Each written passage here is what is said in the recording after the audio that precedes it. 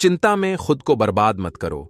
ये बात उन दिनों की है जब बुद्ध मरवन में अपना समय व्यतीत कर रहे थे। इस समय तक बुद्ध की प्रसिद्धि दूर दूर तक फैल चुकी थी।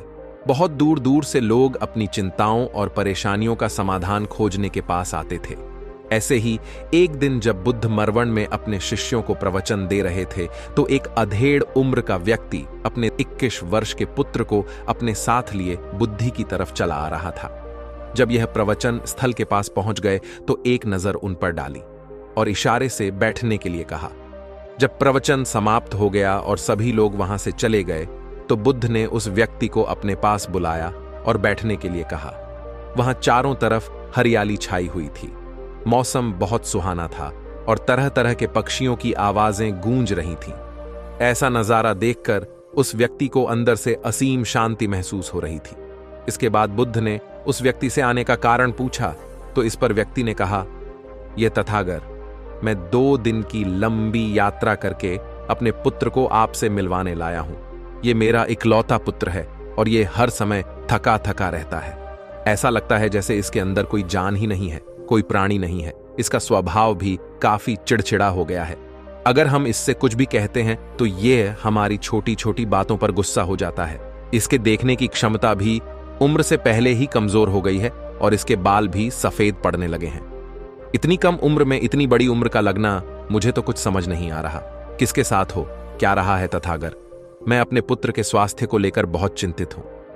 जब मैं अपने पुत्र को वैद्य जी के पास लेकर गया तो उन्होंने कुछ औषधि दी और कहा, अपने पुत्र को तनाव कम लेने के लिए कहो।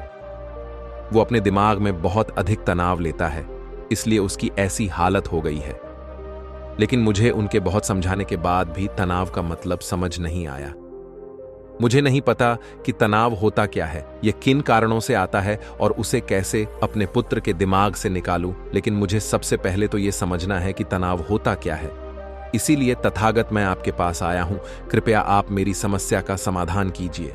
यह सुन बुद्ध उसके पुत्र को बड़े ध्यान से देखते हैं, उसके चेहरे को देखते हैं, उसकी आंखों को देखते हैं और फिर उसके हाथों की नब्ज को भी देखते हैं। ये सारी विधि करने के पश्चात बुद्ध उस व्यक्ति से कहते हैं, तनाव लेना तो कोई नहीं चाहता, लेकिन फिर भी यह तनाव लोगों के दिमाग को दीमक की तरह पकड़ लेता है और व्यक्ति जान भी नहीं पाता कि वह तनाव में जी रहा है। लेकिन अगर व्यक्ति तनाव के कारणों को अच्छे से समझ लेता है और तनाव के बारे में कोई ऐसा पैमाना बना लेता है जिससे वह जान सके कि वह कितने तनाव में है, तो वह इस समस्या का समाधान भी खोज सकता है। सबसे पहले तो तुम ये समझो कि तनाव होता क्या है। जब भी कोई व्यक्ति कोई काम कर रहा होता है लेकिन उसका मन कहीं दूर भटक रहा होता है, कल्पनाओं में होता है, तो उसके शरीर और मन के बीच एक दूरी पैदा हो जाती है।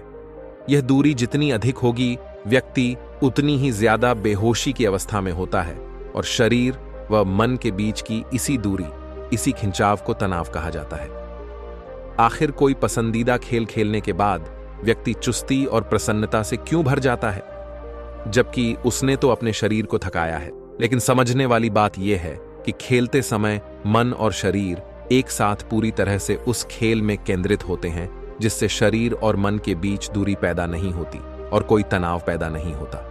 और अगर दिमाग में कोई तनाव था भी तो वो भी दूर हो जाता है। लेकिन इसके विपरीत जब हम कोई ऐसा काम करते हैं जो हमें पसंद नहीं है, तो हमारा ससुर तो उस काम को कर रहा होता है, लेकिन हमारा मन कहीं दूर कल्पनाओं में भटक रहा होता है, जिससे शरीर और मन के बीच एक दूरी पैदा हो गई और तनाव ने जन्म ले लिया। इसीलिए व्यक्ति को एक समय पर सिर्फ एक ही काम करना चाहिए और अपने तन और मन की सारी शक्ति उसी एक काम पर लगा देनी चाहिए, जिससे व्यक्ति के अंदर तनाव पैदा ही ना हो। इसके बाद बुद्ध ने कहा, तनाव पैदा होने के मुख्य 8 कारण होते हैं और जिसने इन कारणों को समझ लिया वो जीवन भर तनाव मुक्त रह सकता है। मुख्य कारणों में सबसे पहला कारण है अति महत्वाकांक्षी होना। महत्वाकांक्षी होना अच्छी बात है, लेकिन क्या कभी आपने इस बात पर ध्यान दिया है कि इंसान के लक्ष्य कभी पूरी ही नहीं होते? उसका एक लक्ष्य पूरा हुआ नहीं कि वह दूसरे की तरफ भागने लगता है, दूसरा पूरा हुआ तो तीसरे की तरफ, और इस तरीके से वो अपने लक्ष्यों को पाने के लिए जिंदगी भर गोल गोल घूमता रहता है। इसीलिए जो व्यक्ति अति महत्वाकांक्षी होता है, जिसने बड़े बड़े लक्ष्य बनाए होते हैं, वह वर्तमान में कभी रह ही नहीं पाता। उसका मन सदैव भविष्य की योजनाएं बनाने में ही व्यस्त रहता है। उसका शरीर तो वर्तमान में रहता है, लेकिन भविष्य में ही रहता है, जिससे मन और शरीर के बीच दूरी पैदा हो जाती है और वह तनाव भरी जिंदगी जीने लगता है। बुद्ध के मुंह से यह बात सुन उस लड़के ने कहा, बुद्ध, तो फिर इसका मतलब है कि हमें लक्ष्य नहीं बनानी चाहिए, क्योंकि लक्ष्य बनाना भी तो महत्वाकांक्षा ही है। इस पर बुद्ध ने कहा, जीवन में लक्ष्य बनाना कोई गलत बात नहीं है, लेकिन समस्या तब उत्पन्न होती है जब वो अपना पूरा ध्यान उस लक्ष्य से मिलने वाले परिणाम पर ही लगा देते हैं और उसके परिणाम की चिंता करते रहते हैं। व्यक्ति को वर्तमान में जीना आना चाहिए। आप लक्ष्य बनाइए और उस लक्ष्य की प्राप्ति के लिए कड़ी मेहनत करिए, लेकिन साथ ही साथ आपको इस बात का भी ज्ञान होना चाहिए कि आप अभी वर्तमान में जी रहे हैं और वर्तमान ही सत्य है। बुद्ध ने आगे कहा, तनाव का दूसरा सबसे बड़ा कारण है ईर्ष्या। जब व्यक्ति ईर्ष्या और जलन से भर जाता है तो उसका मन अंदर से सड़ने लगता है। ईर्ष्या एक आंतरिक घाव है। आंतरिक घाव यानी मन का घाव। व्यक्ति के शरीर का घाव तो भर सकता है, लेकिन मन का घाव कभी नहीं भर सकता। इसीलिए व्यक्ति को दूसरे की खुशी और तरक्की से कभी ईर्ष्या नहीं करनी चाहिए, क्योंकि तनाव का कारण है। इसके बाद बुद्ध ने तनाव का अगला कारण बताते हुए कहा कि आरुषिपूर्ण काम करने से भी मन में तनाव पैदा होता है। जो काम करना हमें पसंद ही नहीं है, जिसका में हमारी रुचि ही नहीं है, उस काम में हमारा मन लग ही नहीं पाएगा।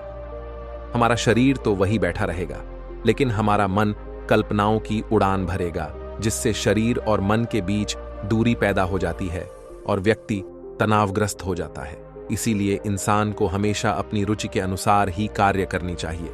अगर व्यक्ति ने ये पता कर लिया कि उसे कौन सा काम करना पसंद है और वो उसी काम को अपने जीवन का लक्ष्य बना लेता है, तो फिर वो काम उसके लिए काम नहीं बल्कि खेल बन जाता है। फिर बुद्ध ने कहा, तनाव का चौथा कारण होता है किसी दूसरे से अच्छा रखना। बुद्ध ने उस व्यक्ति की ओर इशारा करते हुए कहा, एक पिता होने के नाते तुम्हारी अपने पुत्र से बहुत सी अपेक्षाएं होंगी कि तुम्हारा पुत्र एक बहुत ही कामयाब इंसान बने, तुम्हारा नाम रोशन करे, जैसा तुम चाहते हो उस तरह का जीवन जिए, तुम्हारी हर बात मानी। लेकिन क्या आज तक कभी किसी की सारी अपेक्षाएं पूरी हुई है? जब भी कोई व्यक्ति किसी दूसरे से कोई अपेक्षा रखने लगता है तो वो अनजाने में अपने लिए तनाव पैदा करने लगता है। जरा सोचो कि अगर तुम्हारा बेटा तुम्हारे अनुसार काम नहीं कर रहा और वो नहीं बन पा रहा जो तुम उसे बनाना चाहते हो, तो निश्चित रूप से तुम्हारे दिमाग को तनाव पकड़ लेगा। तुम तनाव से भरा जीवन जीना शुरू कर दोगे और इस तनाव के बस में आकर तुम ऐसा व्यवहार करोगे, ऐसी बातें करोगे कि तुम्हारा अपने पुत्र के साथ संबंध और भी खराब होता चला जाएगा। इसीलिए व्यक्ति को जितना हो सके उतनी कम अपेक्षाएं दूसरों से रखनी चाहिए, और अगर पूरी तरह से तनाव मुक्त रहना है तो दूसरों से अपेक्षा रखना ही बंद कर दो। इसके बाद बूथ ने कहा कि शारीरिक कष्ट भी इंसान के तनाव का एक कारण होता है। जब व्यक्ति किसी शारीरिक पीड़ा से गुजर रहा होता है तो उसका पूरा ध्यान बस अपने उस शारीरिक दर्द पर होता है और वो पूरे दिन बस उसी के बारे में सोचता रहता है, जिससे उसका मन दुख के विचारों से भर जाता है और ऐसी स्थिति में व्यक्ति तनावग्रस्त रहने लगता है। यह सुन उस व्यक्ति ने कहा कि हे बुद्ध, शारीरिक दुख तो किसी भी व्यक्ति को हो सकता है, तो फिर क्या हुआ? व्यक्ति जीवन भर तनाव में ही जिएगा। इसका जवाब देते हुए बुद्ध ने कहा कि इंसान को यह बात समझनी चाहिए कि हमारा जीवन दुखों का आधार है। जैसे जैसे हमारा जीवन आगे बढ़ता है, इसमें दुख आते हैं, बीमारियां आती हैं और फिर अंत में मृत्यु भी आती है। तो बीमारियां इंसान के जीवन का अभिन्न अंग है, कोई इनसे बच नहीं सकता। बस किसी किसी के जीवन में ये समय से पहले आ जाती है तो किसी के बाद में पढ़ाती सबको है।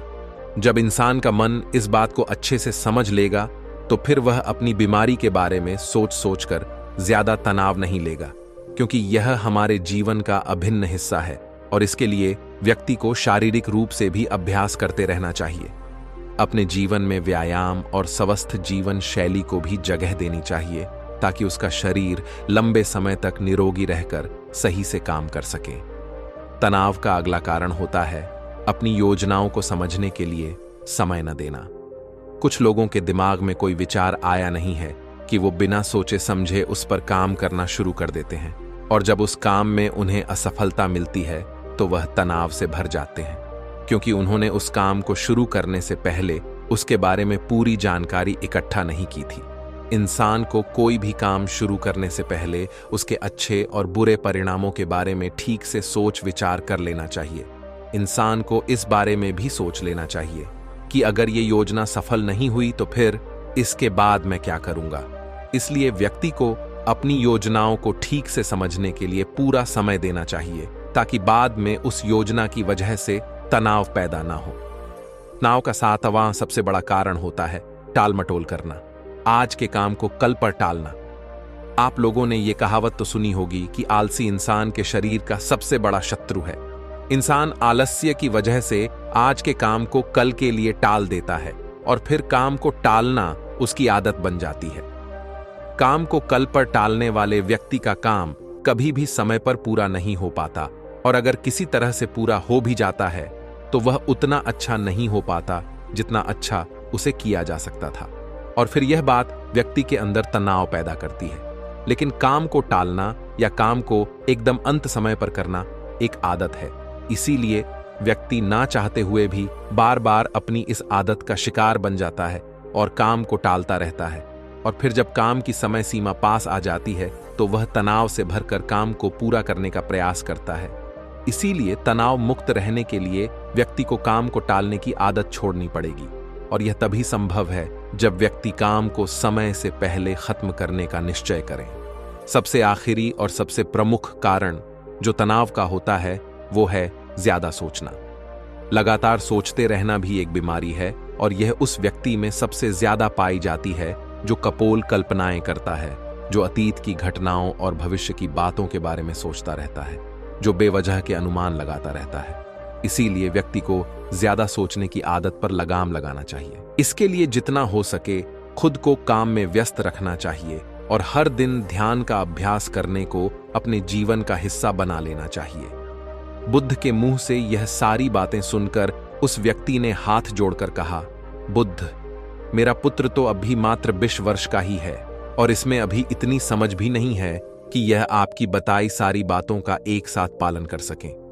आप कृपया करके तनाव मुक्त रहने का कोई आसान सा तरीका बता दें, जिससे मेरा बेटा उसका अनुसरण भी कर सके और तनाव मुक्त भी रह सके। उस व्यक्ति की यह प्रार्थना सुन बुद्धि ने कुछ सोचते हुए जवाब दिया, अगर तुम इतनी सारी बातों का पालन नहीं कर सकते तो इसके लिए एक बहुत ही आसान विधि है। तुम एक बार मैं एक काम को करने पर ध्यान लगाओ भी काम कर रहे हो, उस समय पर सिर्फ उसी काम को करो, सिर्फ उस पर ही अपना पूरा ध्यान लगाओ, और अगर तुम्हारा मन इधर उधर भटक जाता है तो जैसे ही तुम्हें याद आए उसे वापस फिर उसी काम में लगा दो। ये सबसे आसान और अच्छा तरीका है तनाव मुक्त रहने का। जब तुम भोजन करो तो उस समय सिर्फ भोजन ही करो, उसके पूरे स्वाद का आनंद लो, उसी अनुभव करो। जब चलो तो अपना पूरा ध्यान सिर्फ चलने लगा दो। इससे तुम्हारा मन और तुम्हारा शरीर दोनों एक जगह पर केंद्रित रहेंगे, दोनों के बीच दूरी पैदा नहीं होगी, जो कि तनाव का मुख्य कारण होती है।